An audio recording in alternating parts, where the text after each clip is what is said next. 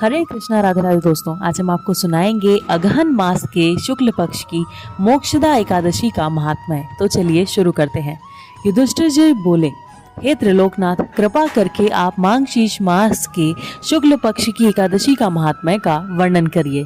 श्री कृष्ण बोले, हे राजन, आपकी धर्म में रति देखकर मेरा हृदय प्रसन्न होता है। मोक्षदा एकादशी प्राणी के समस्त पापों को नष्ट करने वाली है। इस दिन भगवान श्री दामोदर का पूजन करके विधि विधान से पूजा करना चाहिए तथा उत्पन्ना के दिन जैसा संकल्प करते हैं उसी प्रकार संकल्प करें और स्नान आदि से निवृत्त होकर भगवान की पूजा करें। इस एकादशी के विषय में एक पौराणिक कथा है जिसे श्रवण करने से प्राणी ही नहीं वरन उसके पितर तक तर जाते हैं। गोकुल में वैखानस नाम का राजा राज्य करता था। उसके राज्य में वैदज्ञ ब्राह्मण रहते थे। एक दिन स्वप्न में राजा ने अपने पिता को नरक में पड़ा देखा। प्रातः वह ब्राह्मणों से बोला, हे ब्राह्मणों, स्वप्न में मैंने अपने पिता को नरक में पड़ा देखा है। उन्होंने मुझसे कहा कि हे पुत्र, मेरी यहाँ से मुक्ति करो। जब से मैंने उनके यह वचन सुने हैं मुझे अशांति है।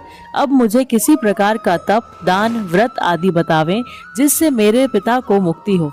उस पुत्र का जीवन व्यर्थ है जो अपने पिता का उद्धार न करे।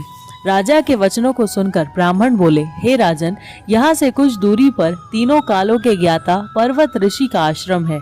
वे आपको इसकी विधि बता देंगे। राजा मुनि के आश्रम पर गए। उस आश्रम में अनेकों योगी और मुनि तपस्या कर रहे थे। राजा ने उनको जाकर एक साष्टांग प्रणाम किया। पर्वत मुनि ने उनसे कुशल क्षेप पूछी। राजा बोले, हे देवर्षि, आपकी कृपा से मेरे राज्य में कुशल है। अकस्मात एक विघ्न आ गया है। आप कृपा कर मेरे विघ्न को दूर कीजिए। यह सुनकर पर्वत मुनि ने नेत्र बंद कर विचार किया और फिर बोले, हे राजन, मैंने योग बल से तुम्हारे पिता के कुकर्मों को जान लिया है।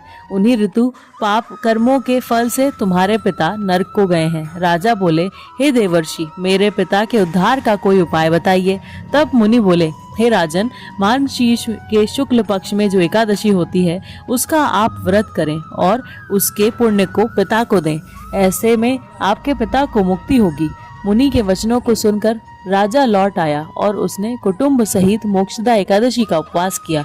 उसके पुण्य के प्रभाव से राजा के पिता को मुक्ति मिली। इस एकादशी को जो प्राणी व्रत करते हैं उसके समस्त पाप नष्ट हो जाते हैं और वे स्वर्ग में जाते हैं। इस कथा को पढ़ने पर वाजपेय यज्ञ का फल मिलता है। दोस्तों, अगर आपको ये कथा अच्छी लगी हो और अगर आपको पुत्रदा एकादशी, मोक्षदा एकादशी के और भी वीडियो जानने हो तो कृपया हमारे चैनल को जरूर सब्सक्राइब कीजिएगा। राधे राधे।